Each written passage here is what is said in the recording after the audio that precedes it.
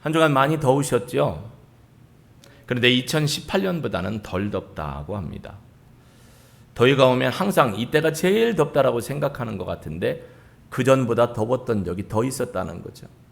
확대해서 가면 지금 우리가 코로나 때문에 너무 힘들고 어렵다고 하지만 전쟁도 겪었던 세대도 있고 또 장티푸스 같은 전염병으로 고생해서 많은 분이 죽었던 경우도 우리의 역사 속에는 있어요. 비록 우리가 실제 경험을 했느냐 못했느냐의 차이는 우리에게 다가오는 피부감에 느끼는 정도는 다르겠지만 항상 우리는 어려움 속에서 살았습니다. 인생이 자체가 어려운 것 같아요. 어려움. 그래서 인생이 어렵기 때문에 우리에게 누가 필요하느냐. 남편도 필요할 수 있는데 어떤 분들 그래요. 목사님 남편 지긋지긋해. 이제 떨어졌으면 좋겠어요. 그래서 세상에서는 뭐 조론이라는 것도 해요. 붙으려 가면 더워 붙지마. 이제 남자들이 갈 데가 없어요. 여자들이 목소리가 나이 들면서 더 커지니까. 그렇죠? 또 자식들도 이렇게 다 키워놓고 보면 마음의 허전함도 있고 또 보내놓지 못한 분들은 또 이것들 언제 보내노 하면서 마음이 힘듦이 있어. 그러니까 이놈의 아담 때문에 하여튼 아담 때문에 우리가 다 힘들게 사는 거예요. 누구 때문에는 아닌데 사실 어제 어떤 분이 저한테 카톡을 보내주셨어요. 목사님 금요 설교 예배 잘 이렇게 예배드리고 보았어요 하면서 하나님께서 주신 묵상, 하나님이 주신 묵상을 통해서 요셉은 그 누구? 보디발의 아내 때문에, 그리고 누구예요? 또 누가 있을까요? 요셉은 그랬고 저도 막 자꾸 까먹어요.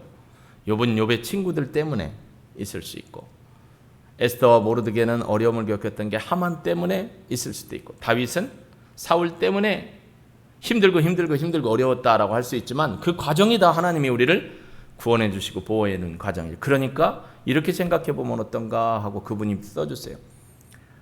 요셉은 보디발의 아내 덕분에 하나님의 은혜 안에서 그 과정을 잘 겪었고 하나님을 찾을 수 있었고 다윗도 누구 때문에?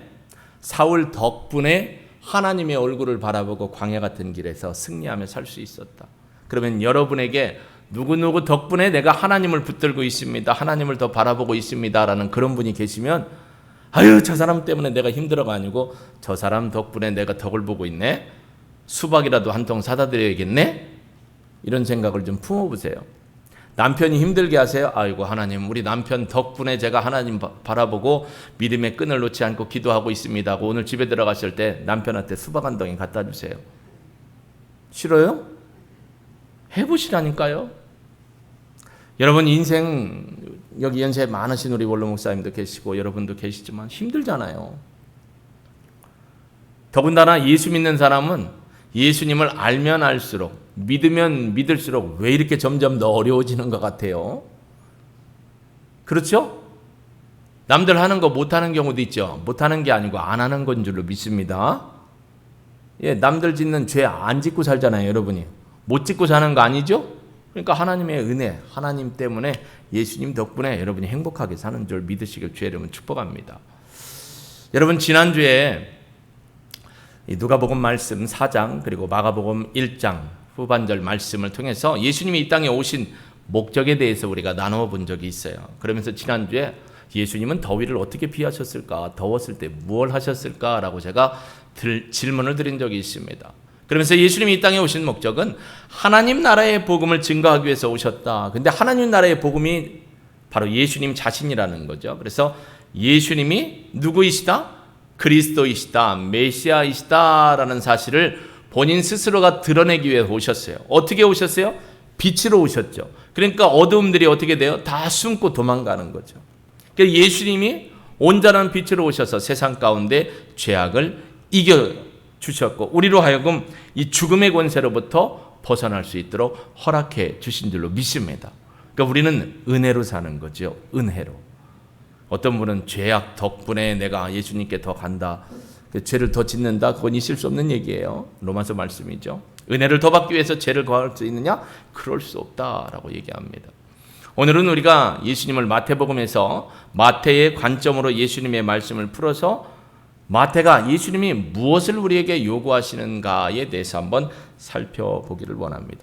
먼저 이 질문을 드리고 싶습니다. 이렇게 질문을 하겠습니다. 여러분은 관람객입니까? 아니면 주인공입니까? 관람객입니까? 함께 참여하는 자입니까? 자, 관람객 하면 뭐죠? 영화 관람한다? 또 요즘에 보니까 일본에서 굳이 올림픽을 한다고 했어요. 근데 여러분은 또 굳이 응원을 해요. 애쓰고 힘쓰는 우리 아들 같고 딸 같으니까 막 지면 안타깝고 속상하고 이기면 어떻게 해요? 와 그래요? 어떤 목사님이요. 강원도에서 진짜 있었던 목사님 얘기 몇 번 드렸죠. 아들이 운동회를 한다고 해서 또 시골이니까 한 교회 목사님은 동네 유지잖아요. 유지. 그러니까 초등학교에서 목사님도 오시라고 해서 이제 내빈석에 앉았어요.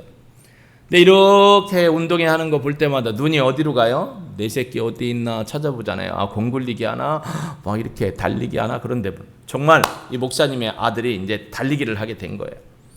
저희들 때 달리기 하면 저쪽 이렇게 트랙이 있으면 트랙의 3분의 2점에서 땡 하면 이제 결승점에 오는데 아이가 이제 땡 하고 달리기를 하는데 여러분 자녀가 달리기를 하면 몇 등 하기를 원해요?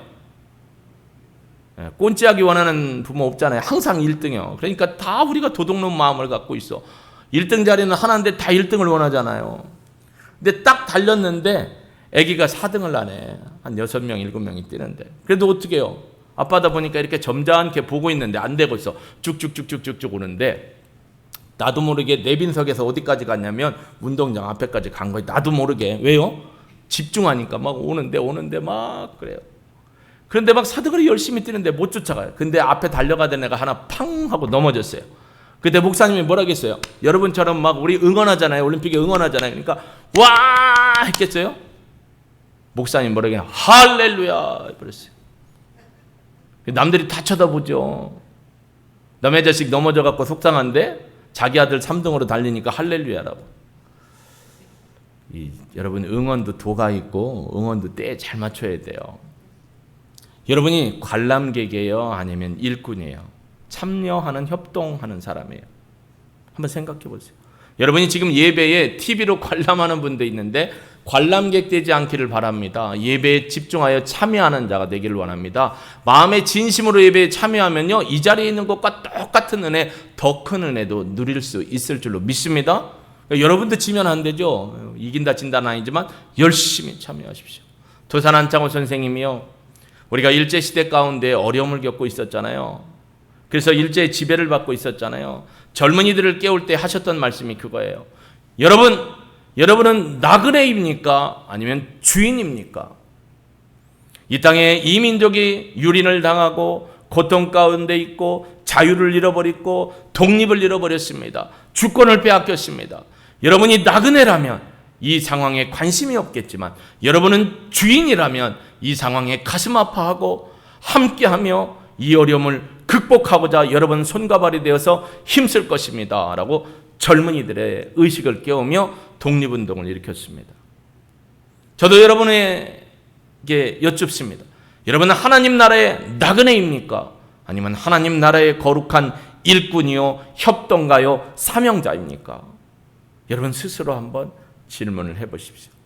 그래서 우리 기독교 고전에 보면 후안 까를로스라는 분이 쓴 책, 당신은 제자입니까? 제자입니까? 라고 질문하죠.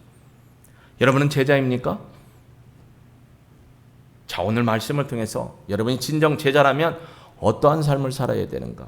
추수해야 할 사명을 받은 자가 어떠한 일을 감당하여 그 사명을 이루어가야 하는가를 예수님을 통해서 한번 살펴보기를 원합니다. 여러분 마태복음은요 시간 순서대로 쓰여지지 않았어요. 사건을 주제별로 이렇게 놨어요. 그러다 보니까 시간이 앞에 게 뒤에 가고 뒤에 있는 일이 앞에 있을 수 있어요. 마태복음을 읽을 때 여러분이 꼭 기억하셔야 합니다. 여러분이 논리적으로 쫙 읽다가 뒤에 있는 사건이 먼저 일어나야 되는데 왜 이 사건이 앞에 나와 있지? 라고 묻지 마시라는 거예요. 왜냐? 시간의 관계가 아니라 사건의 주제별 관계로 편성을 해놨기 때문에 그렇죠. 자, 보면요. 오늘 우리가 읽었던 이 말씀을 보면 예수님께서 갈릴리 지역에서의 두 번째 사역을 하고 사역을 마친 다음에 마태가 정리하는 게 35절 말씀입니다. 오늘 9장 35절 말씀 한번 보시면 같이 읽어볼까요? 시작. 예수께서 모든 도시와 마을에 두루 다니사 그들의 회당에서 가르치시며 천국 복음을 전파하시며 모든 병과 모든 약한 것을 고치시니라. 그런데 이런 비슷한 말씀이 또 있어요. 마태복음 4장 23절이죠. 마태복음 4장 23절에 보면 우리 화면을 보고 같이 한번 읽어볼까요? 같이 읽습니다. 예수께서 온 갈릴리에 두루 다니사 그들의 회당에서 가르치시며 천국 복음을 전파하시며 백성 중에 모든 병과 모든 약한 것을 고치시니. 자, 우리가 아까 9장에 읽어본 거랑 똑같은 내용인데 뭐가 다르냐면 여기는 4장은 온 갈릴리에서, 그리고 9장은 모든 마을과 모든 도시라고 돼 있어요. 왜냐하면 4장은요 1차 갈릴리 사역을 다 마치신 사건을 마태가 기록한 거예요. 그러니까 요점 정리를 한 거죠. 갈릴리에서의 첫 번째 사역을 예수님이 다 하신 다음에 마태가 이렇게 기록했고, 9장에 있는 건 예수님께서 두 번째로 갈릴리 사역을 다 이루셨어요. 특별히 8장과 9장에 보면 예수님께서 9가지의 기적의 사건을 일으킵니다. 그 이러한 일들을 하고 마감하기를 뭐라 했냐면 예수님이 모든 도시와, 어디? 갈릴리의 모든 도시와 모든 마을에, 헬라어 원문을 보면 판타스라는 게 다 있어요. 판타스라는 건 모든이라는 거예요. 그래서 이게 카이, 그리고와 연결되기 때문에 모든 도시 그리고 모든 마을이에요. 그런데 그 뒤에 더 중요한 게 있어요. 두루 다니사. 그러니까 갈릴리 전 지역 모든 도시 모든 마을에 두루두루 빠짐없이 골고루 다 다니시면서 무슨 일을 하셨냐? 우리가 잘 아는 것처럼 회당에 들어가셨어요. 그들의 회당에 들어가셨다니까 예수님이 유대인의 회당이죠. 이방인의 회당은 없어요. 유대인의 회당은 남자가 10명, 유대인 10명이기만 하면 회당을 지니까 이 갈릴리 지역에도 많이 있었겠죠. 여러분, 유대인들, 남유다에 있던 유대인들이요, 저 북쪽의 갈릴리 사람들 보고 뭐라 했냐면 갈릴리 지역은 이방의 도시다라고 얘기했어요. 이방 사람들이 많이 산다. 그러니까 유대 사람들이 갈릴리 사람을 좋아할 리가 별로 없죠. 사마리아 사람들도 별로 안 좋아하지만 갈릴리 사람들도 별로 안 좋아해요. 저 이방의 도시, 이방의 사람들이 많이 있는 곳. 근데 예수님이 그곳에 가셔서 그들의 회당에서 가르치시고 천국 복음도 전파하시고 모든 병과 모든 약한 것을 고치셨습니다. 여기 가르치시고 전파하시고 고치셨다는 상황은 분사형이에요. 현재 분사형이니까 계속해서 가르치시고 전파하시고 고치시는 걸 계속 하고 계시다라는 거예요. 근데 여러분 생각해 보세요. 예수님이 혼자 이 일을 하자니 어떻겠어요? 여러분 생각해 보세요. 저 혼자 화분 날르고, 저 혼자 성찬 때 날르고 힘이 좋아갖고, 저 혼자 여러분 방역 다 하고, 저 혼자 피아노 키고, 저 혼자 다 하면은 할 수는 있어요. 근데 예수님도 육체를 입고 오셨으니까 어떨 것 같아요? 지치죠. 근데 예수님은 육신의 문제, 지치는 문제가 아니고 하나님 나라의 복음을 조직적이고 효과적으로 전도하기 위해서 누구를 부르실까요? 누구? 아까 제가 질문 드렸죠. 여러분이 지금 답한 것처럼 제자를 부르십니다. 근데 예수님이 제자들과 함께 가신 거예요. 뭘 통해 하느냐? 37절에 이에 제자들에게 이르시되, 이미 제자들이 따라다니는 거예요. 그런데 10장에서는 예수님께서 12제자를 부르시고 그들을 데리고 사역을 하시는 게 나와요. 그러니까 9장과 10장을 시간의 순서로 읽으면 안 된다라는 걸 제가 말씀드립니다. 그 다음에 예수님이 36절에 보니까 이렇게 말씀하셔요. 36절 한번 볼까요? 무리를 보시고 불쌍히 여기시니 라고 되어 있어요. 예수님의 아까 사역하시는 모습 봤죠? 두루두루 빠짐없이 구석구석 모든 곳에 다니면서 하나님 나라를 가르치시고 복음을 전파하시고 치유 사역을 하셨어요. 근데 두 번째 보니까 뭐예요? 무리를 보시고 불쌍히 여기시니 이는 그들이 목자 없는 양과 같이 고생하며 기진합니다. 여러분, 양들이 있는데요, 너무 기진하고 고생해요. 너무 힘들어해요. 왜? 목자가 없어요. 목자가 있으면 초지로 인도하기도 하고 물가로 인도하는데 양 없이 흩어진 목자예요. 한번 생각을 해보시자고요. 여러분이 저를 보세요. 여러분이 놀이공원에 갔어요. 아니면 여기 서울대공원을 갔어요. 대공원 여기 맞죠? 세종대 앞에가 대공원 맞죠? 어린이 대공원이죠? 아이 막 벚꽃이 활짝 폈을 때, 장범준이의 벚꽃 노래가 확 흘러나올 때, 이렇게 쭉 야외 예배를 간다고 갔는데 저기서 한 20-30명의 유치원 애들이 막 발을 동동 굴르고 막 두려워하고 울고 있어요. 아, 이렇게 보니까 어른이 하나도 없어.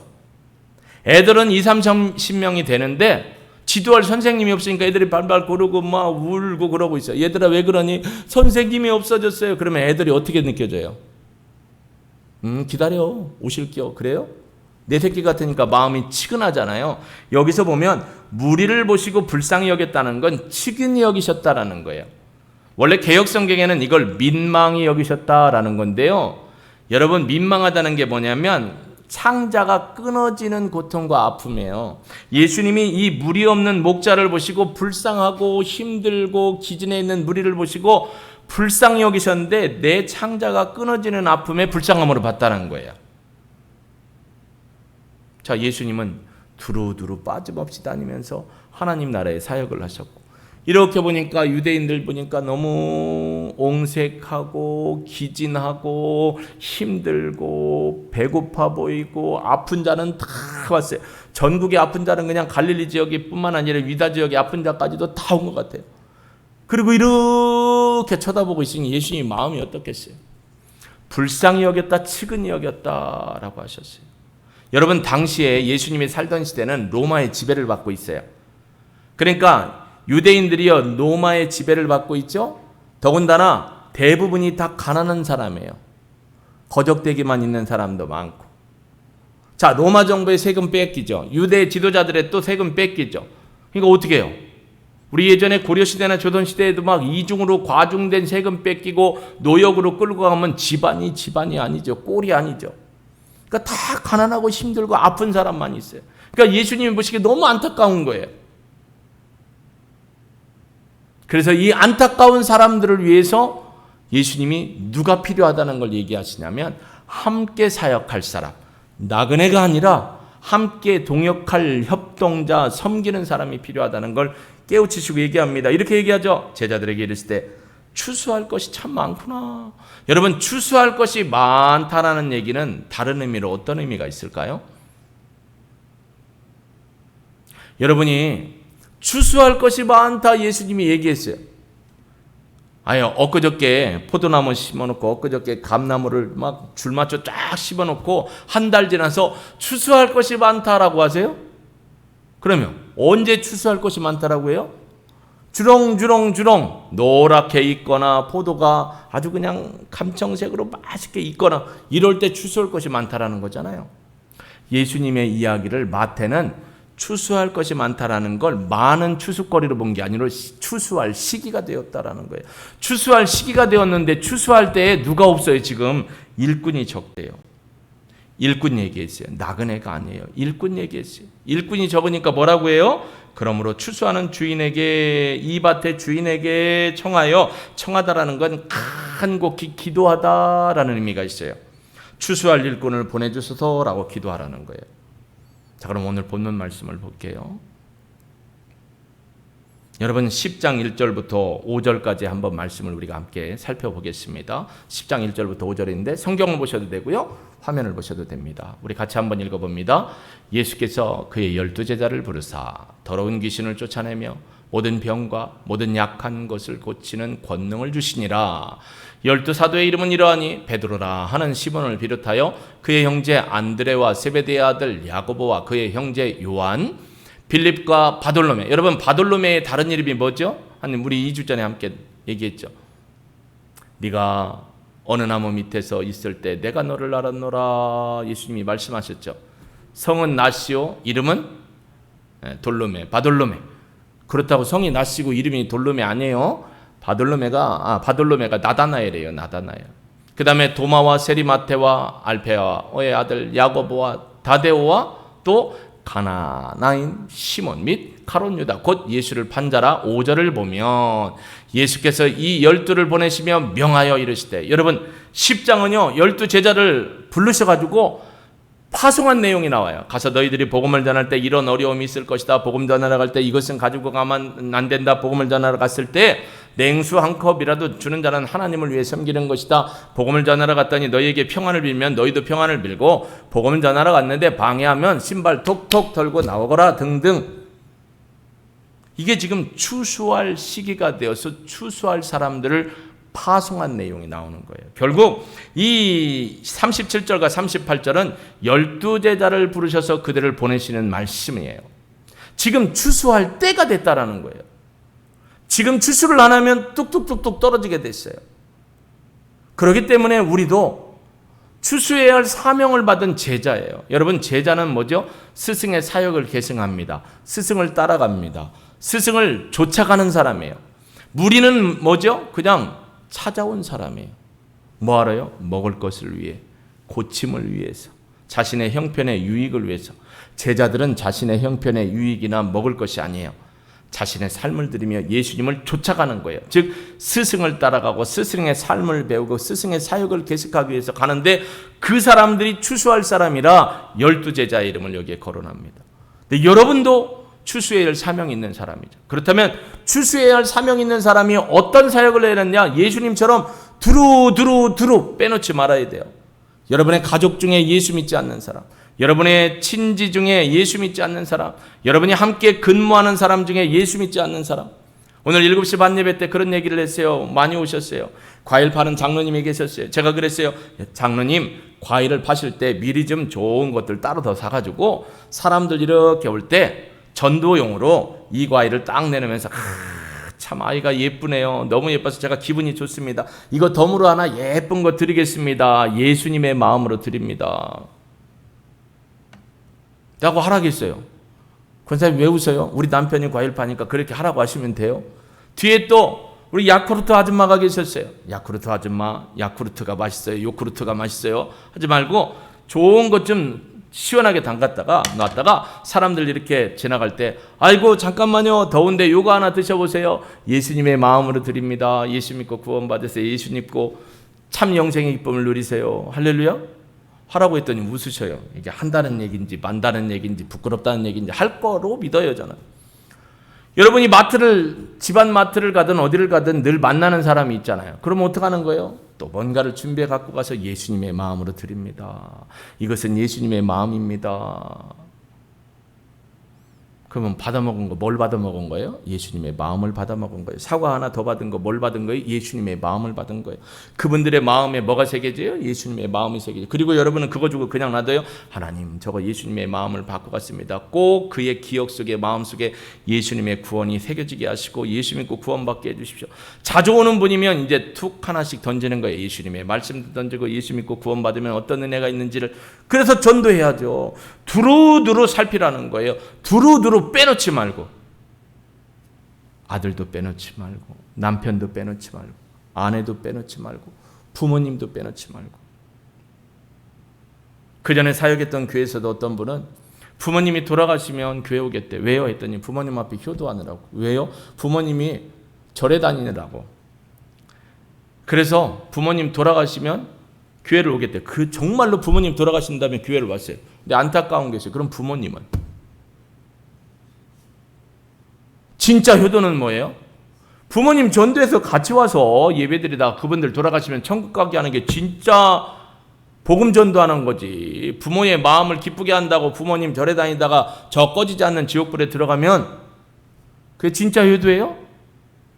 살아계시는 동안 기회를 준 거잖아요. 두루두루 살펴서 부모님의 마음에 살아생전에 효도 좀 제대로 잘하고, 돌아가신 다음에 바나나 넣고 피자 넣고 치킨 넣고 제사 드리지 말고, 요즘 아주 특별해졌대요. 어머님이 좋아하시던 치킨 넣고, 아버지 살아생전에 좋아했던 피자 넣고, 그리고 제사를 지내는데, 그러면 오셔 드셔요? 누가 맛있게 먹어요? 끝나고 본인들이 맛있게 먹으면서.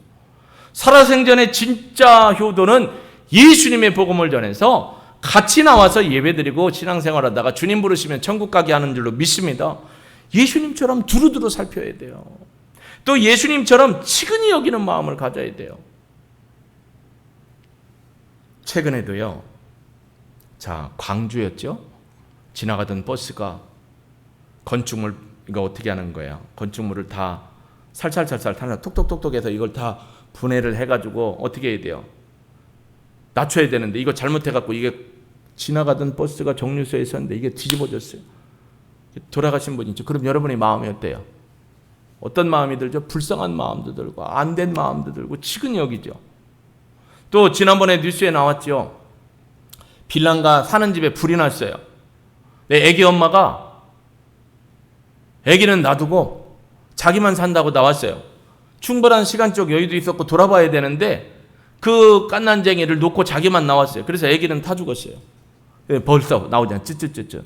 불쌍히 여겨지죠. 안타깝잖아요. 안타깝죠. 그런데 여러분의 자녀나 여러분의 부모님이 예수 안 믿고 죽으면, 죄송하면 돌아가시면 지옥불에 가서 꺼지지 않는 불에 영원히 타는데 그건 찌찌찌찌 안 해. 안 보이니까. 나중 일이라고 생각하니까. 아니요. 정말 이거 무서운 얘기예요. 그 엄마가요. 재판정에 섰어요. 재판관이 그랬어요. 유죄. 충분히 구할 수 있는 시간적 여유가 있었는데 정신머리 못 차리고 아기를 불 가운데 타 죽겠다. 부모 유죄. 우리가 주님의 심판대 앞에 섰을 때 사랑하는 아들 누구누구야? 정원철. 너에게 내가 10년, 20년을 주고 네 친구도 주고 네 부모도 줬는데 네가 정말 두루두루 살피며 그들을 불쌍히 여기고 장이 찢어지는 아픔을 가지고 계속 포기하지 않고 전도하고 끌고 해서 하나님 앞에 인도해야 되는데 그렇게 못하고 너만 좋다고 신앙생활했구나. 유죄. 그럼 어떡하실래요?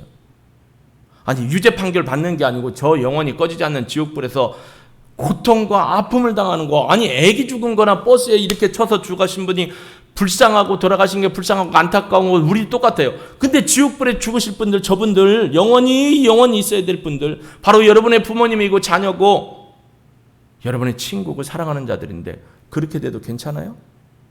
애타는 마음으로 그들을 불러야 돼요. 그들을 위해서 포기하지 말아야 됩니다. 여러분이 진짜 현실이 이게 지옥이 있나 천국이 있나, 지옥 그러겠어?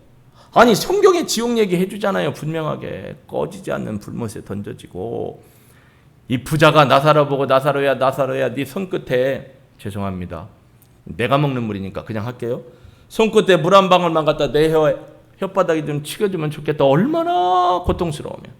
안 된대잖아요. 안 된다고요. 여러분의 부모님이나 저의 형제나. 포기하면 안 되고요. 간이 찢어지는 마음으로 그분들을 죽게 인도할 수 있기를 주의 이름으로 축복합니다. 그러고 세 번째 보니까 이에 제자들에게 이르되 추수할 것은 많되 추수할 일꾼이 적다. 추수할 때가 됐는데 사람들이 추수해야 되는데 없다. 그러면서 뭐라고 하느냐? 주인에게 청하여 기도하여 추수할 일꾼을 보내주셔서 하라. 여기는 기도만 하라는 게 아니에요. 그럼 뭐예요? 네가 먼저 추수할 사람이 되어서 하나님 앞에 추수꾼이 되고 기도하라는 거예요. 여러분 가끔 교회를 보면 어려운 문제가 터지죠. 그럼 영적인 눈이 딱 있어서 어려운 문제를 보면 스스로 나와서 하나님 앞에 기도하는 분이 있어요. 하나님 교회가 어지럽습니다.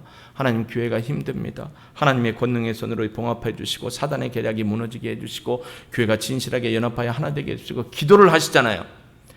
그랬더니 혼자만 기도하는 줄 알고 주님 기도할 사람 보내주시고 동역자를 보내주세요 했더니 2명 3명의 기도 동역자로 왔어요. 그럼 나는 이제 거기서 빠져요? 같이 기도하잖아요. 내가 먼저 추수할 사람으로 준비되어야 돼요. 여러분 10장에 보면 10장 1절에 뭐라고 하느냐면 예수께서 그 12제자를 부르사 더러운 귀신을 쫓아내며 모든 병과 모든 약한 것을 고치는 권능을 주셨다고 했어요. 내가 먼저 추수할 수 있는 준비를 하고 훈련받은 사람이 되어야 추수하러 나가요. 옛날같이 따지면 낫두 갈아야 돼요. 볼이나 벼를 벨려면. 지금은 콤바인으로 하니까 기계를 만져야 돼요. 기름칠도 해놔야 돼요. 때도 흙도 다 떼놔야 돼요. 준비를 해야죠. 누가요? 우리가. 내가 복음의 준비가 안 돼 있는데 어떻게 가서 예수 믿고 구원받으면 예수가 누군데 설명 좀 해봐. 그 예수 잘 모르겠네요.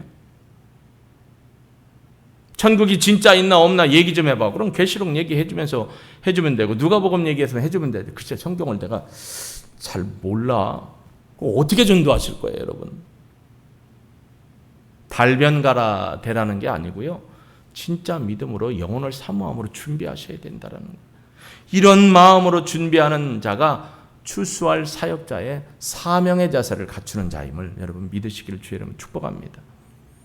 그 불타 죽는 아기를 생각해 보세요. 얼마나 고통이 있어요.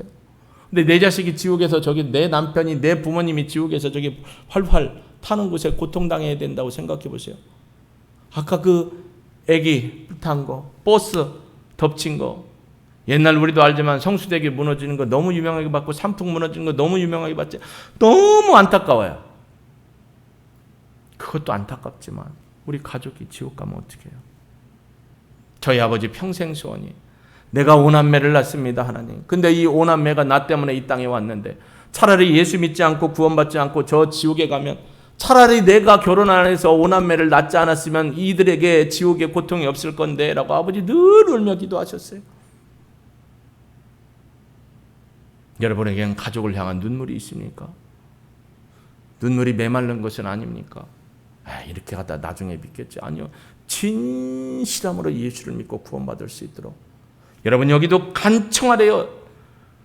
하나님 앞에 청하여 간청하여 기도하면서 내가 추수할 사람이 되게 해주시고 추수할 동역자를 붙여주시고 함께 이 땅에서 주님이 주신 제자의 사역을 감당할 수 있도록 도와주십시오. 나를 사용해 주십시오라고 기도할 수 있고 행동할 수 있고 순종할 수 있는 우리 모두가 되길 주의 이름으로 축복합니다.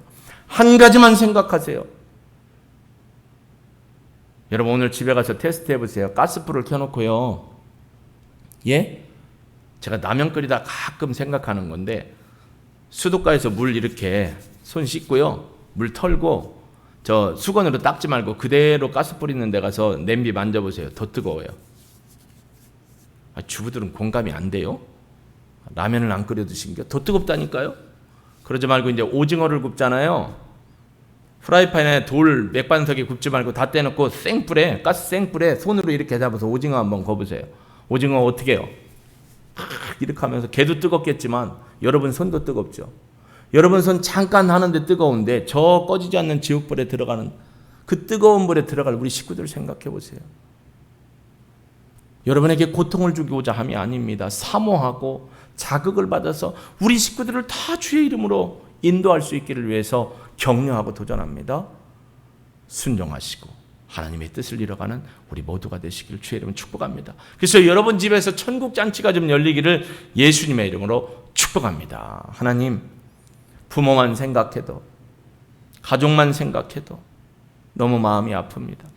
구원받지 못해서 아직 주의 진리를 몰라서 핍박하고 힘들게 하는 저분들을 생각하면 가슴이 찢어지고 상자가 도려지는 아픔이 납니다. 아버지 불쌍히 여겨주시고 속히 저들도 주 예수 그리스도의 은혜의 복음을 듣고 깨우치고 돌아와 구원의 은혜를 누리게 하여 주옵소서. 포기하지 않는 우리가 되기를 원합니다. 간절히 주님 앞에 기도하며 성령께서 그들의 마음을 만져주시고 하나님이 그들을 만나주시기를 위해 기도하게 하옵소서. 지치지 않기 원합니다. 예수님처럼 가르치고 전파하고 치료하는 게 계속해서 포기하지 않고 이루어지는 그런 일들이 우리를 통해 일어나게 하여 주옵소서. 감사를 드립니다. 능히 우리의 가족들, 우리의 이웃들을 우리를 통해 구원하실 하나님을 찬양하며 예수님의 이름으로 기도합니다. 아멘.